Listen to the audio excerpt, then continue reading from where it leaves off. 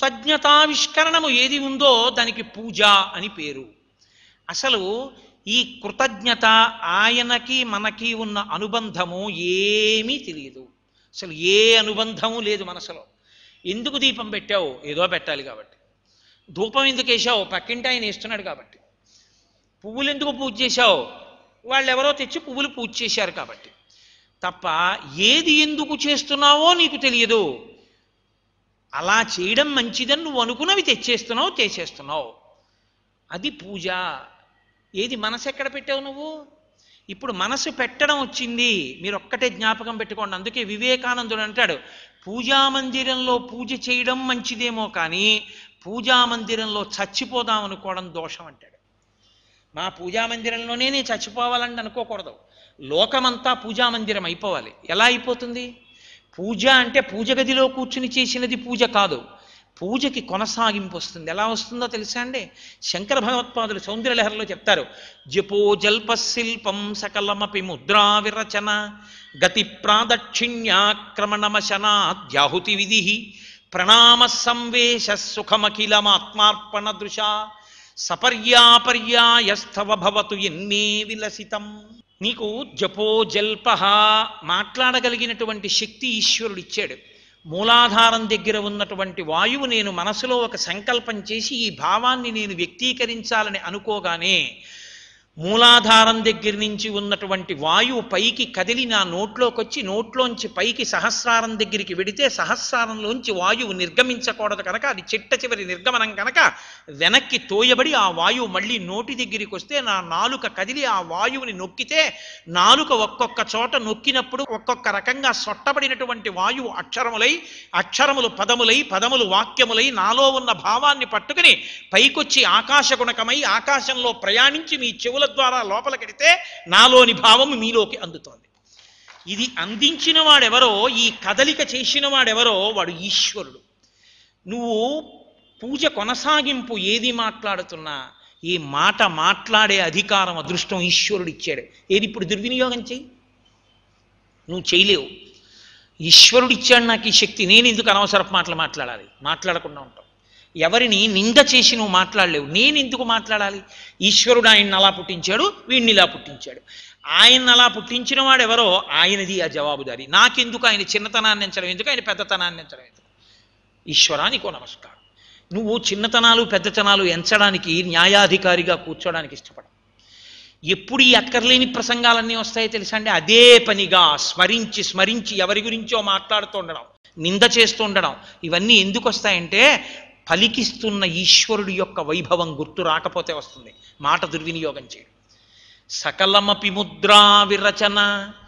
ఒక్క రక్తనాళంలో రక్తం గడ్డ కడితే కరెంటు పెట్టించుకున్నా, షాక్ కొట్టించుకున్నా, మందులు వేసుకున్నా, ఇంజక్షన్లు చేసుకున్నా, ఫిజియోథెరపీ చేసుకున్నా ఇలా పట్టుకోలేకపోతున్నాడు. చెయ్యింతకన్నా లేవదండి అంటాడు. ఈ రెండు చేతులు ఇలా కలిపి నమస్కరించలేడు. ఈ చేత్తో పువ్వు తీసి ఇలా వేయలేడు. ఈ చెయ్యి కదిలింది అంటే ఈశ్వరుడు ఎంత ఉదారుడై కదిలేటట్టు చేస్తున్నాడో. దుర్గా సప్తశతి చెప్తుంది, యాదేవి సర్వభూతేషు శక్తి రూపేణ సంస్థిత నమస్తస్యై నమస్తస్యై నమస్తస్యై నమో నమః. తినకుండా ఉంటే ఆకలిగా రూపంలో వచ్చి తినమని చెప్తాడు. యాదేవి సర్వభూతేషు క్షుధారూపేణ సంస్థిత నమస్తస్యై నమస్తస్యై నమస్తస్యై నమో నమః. అమ్మా, ఇన్ని రకాలుగా నువ్వు ఒక ఉపకారం చేస్తున్నావు, నా కదలికలన్నీ నీ అనుగ్రహం. ఏది? అనవసరంగా రోడ్డు మీద పడి తిరగడానికి నువ్వు ఒప్పుకుంటావా? అనవసరంగా కదలికలు ప్రకటించడానికి అంగీకరించవు. ప్రతి కదలిక ఈశ్వరానుగ్రహము అని నమ్ముతావు. అలా నువ్వు నమ్మి నీ చేతులు కదులుతుంటే అవన్నీ నువ్వు పట్టిన ముద్రలే. ఈశ్వరుడు అలా స్వీకరిస్తాడు. సకలమపి ముద్రా విరచన గతి ప్రాదక్షిణ్య. ఈ కాళ్ళు రెండు కదిలాయంటే ఈశ్వర అనుగ్రహం. కొంతమంది ఇలా కూర్చోలేరు, మోకాళ్ళ నొప్పులు. కొంతమంది పూజ చేసుకుందామన్నా ఓ స్టూల్ వేసి కూర్చొని పూజ చేయాలి. మీరు చూడండి, ఓపిక ఉంటుంది, ఇలా కూర్చోగలడు నేల మీద. సత్యనారాయణ స్వామి వారి వ్రతమంటపం అక్కడ పెడతారు. ఇలా కూర్చోగలిగి కూడా అది నవగ్రహ మంటపం అని తెలిసి రాజాధిరాజైనటువంటి వాడు సార్వభౌముడైన సత్యనారాయణ స్వామి నవగ్రహ మంటపం మధ్యలో ఉన్నాడు, అర్చన అందుకుంటున్నాడని తెలిసి కుర్చీలో కూర్చుంటాడు ఎదురుగుండా. ఏమి నువ్వు నవగ్రహాల కన్నా గొప్పవాడివా, సత్యనారాయణ స్వామి కన్నా గొప్పవాడివా? ఒళ్ళు పొగరా? మోకాళ్ళు వంగినప్పుడు కూర్చోగలిగినప్పుడు ఎందుకు కింద కూర్చోవు? ఎందుకు కుర్చీ నీకు? శక్తి లేకపోతే కుర్చీలో కూర్చున్నావు, అర్థం ఉంది. శక్తి ఉండి ఈశ్వరుడి దగ్గర ఎందుకు కింద కూర్చోవు? పనికి మాలిన వాళ్ళందరి దగ్గరికి వెళ్ళి వినయంతో ఇలా ఇలా ఇలా ఇలా వంగుతావే, ఇన్ని ఉపకారములు చేసిన ఈశ్వరుడి దగ్గర ఇలా కూర్చోవడానికి ఏమిటి బాధ నీకు? శరీరం అంగీకరించినప్పుడు ఈ ఆర్తి నీకు కలిగితే నువ్వు కూర్చోడానికి కదిపిన కదలికలు, నీ శరీరపు కదలికలు, నువ్వు నడిచిన నడక పరమేశ్వరుడి చుట్టూ చేస్తున్న ప్రదక్షిణమే. ప్రదక్షిణం అంటే గుర్తుపెట్టుకోండి, ఈశ్వరుణ్ణి మీ కుడి చేతి వైపు పెడితే ప్రదక్షిణమని గుర్తు. మీరు గుండ్రంగా తిరిగినప్పుడు దేనికైనా ఏమవుతుందంటే ఆ వస్తువు మీ ఎడం చేతి వైపుకు మారుతుంది. ఒక్క ప్రదక్షిణంలో ఎప్పుడూ కుడి పక్కనే ఉంటుంది. గుడికి ప్రదక్షిణం చేశామంటే మీకు గుడి గోడ కుడి చేతి వైపే ఉండాలి తప్ప ఎప్పుడూ ఎడం చేతి వైపుకి రాకూడదు. అప్పుడు ప్రదక్షిణం చేశారని గుర్తు. కుడి చేతి వైపుకుంది అంటే అది పూజనీయము అని గుర్తు. నాకన్నది గొప్పది, దాని అనుగ్రహంతో నేను అభ్యున్నతిని పొందాలని గుర్తు. అందుకు ప్రదక్షిణం. కుడి భుజం వైపుకి ఈశ్వరాలయాన్ని నుంచి తిరుగుతాడు.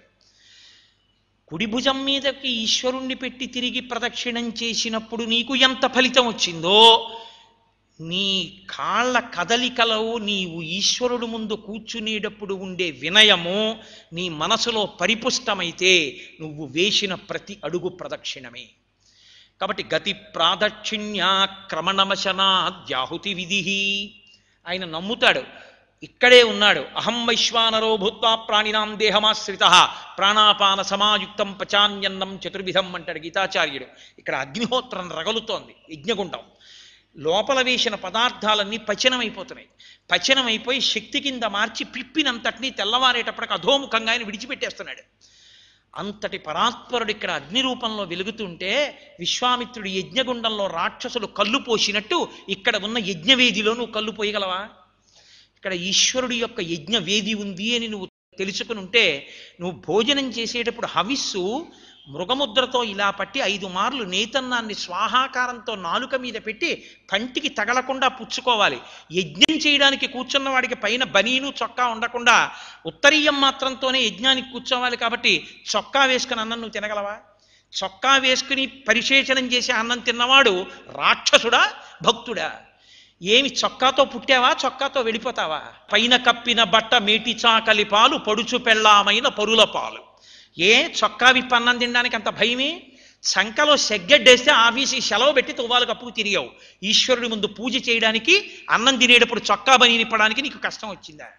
ఈశ్వరుడిచ్చిన శరీరం ఏమంత బాధ. ఉత్తరీయం కప్పుకుని ఎందుకు కూర్చోలేవు ఈశ్వరుడి ముందు? అంటే లోపల నీకు ఆర్తి లేదు, ఈశ్వరుడి ముందు మర్యాదగా బతకడం నీకు చేత కాలేదు. పైకి భక్తి ప్రకటన నటన, నువ్వు ఈశ్వరుడు చెప్పినట్టు బ్రతకలేవు. ఆయన ఔన్నత్యాన్ని నువ్వు అంగీకరించలేవు. అందుకే నీకు ఈశ్వరుడి కన్నా నువ్వు కుట్టించుకున్న చొక్కా నీకు ఎక్కువ. ఇది జడమతి, నీకు ప్రతిస్పందన లేదు. శంకరాచార్యులు వారు ఒక్క మాటలో అంటే నేను ఇన్ని మాటలు అనవలసి వచ్చింది మహాప్రభు, నేను అంటలేదు. శంకరాచార్యులు వారి శ్లోకానికి వివరణ చేస్తున్నాను. క్రమణమశన, ఇది తెలిసి తిన్నవాడు అలా తినడాన్ని అంగీకరించు.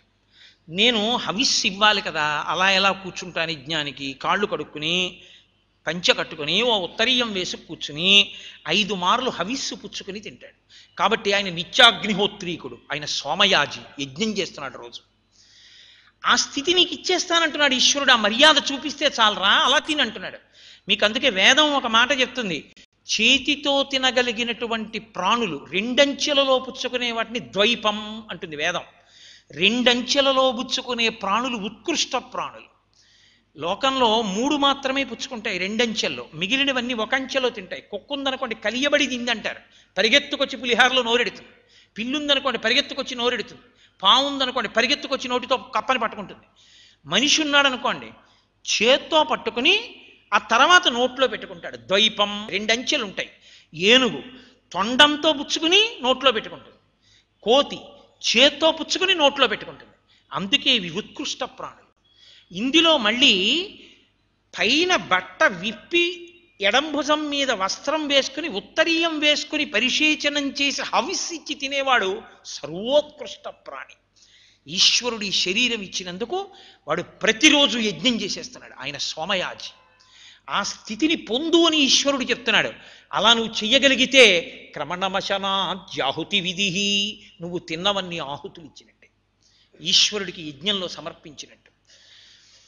ప్రణామ సంవేశ సుఖమఖిలమాత్మార్పణ దృశా, అన్ని సుఖములకు ఈశ్వరుడికి చేసిన నమస్కారం భూమి మీద పడిపోవడమే ప్రణిపాతం.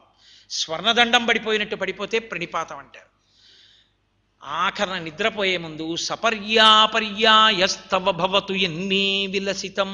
నిద్ర శివానుగ్రహం, స్వల్పకాలిక లయం కాబట్టి 11 మార్లు శివనామము చెప్పి నిద్రపోవాలి. 11 మాటలు శివనామము చెప్పకుండా నిద్రపోయినవాడు కృతఘ్నుడు.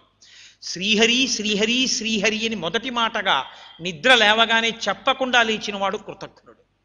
స్థితికారుడు కాబట్టి విష్ణునామంతో లేవాలి, శివనామంతో నిద్రపోవాలి. కాబట్టి ఇలా ఎవడు చేస్తున్నాడో వాడు పూజామందిరంలో పూజ చేస్తున్నవాడు కాదు, ప్రతి క్షణం పూజ చేస్తున్నవాడే. ఇప్పుడు వాడు ఎప్పుడు ఎక్కడ చచ్చిపోయినా పూజలో చచ్చిపోయాడు. ఎందుకంటే ఆయన ప్రతి కదలికలో ఈశ్వరుణ్ణే చూసుకుంటున్నాడు. ఆయనకి ఈశ్వరుడు లేని ప్రదేశం లేదు. ఇందుకలడు అందులేడని సందేహము వలదు చక్రి సర్వోపగతుండు, ఎందెందు వెదకి చూచిన అందందే కలడు దానవాగ్రని వింటే.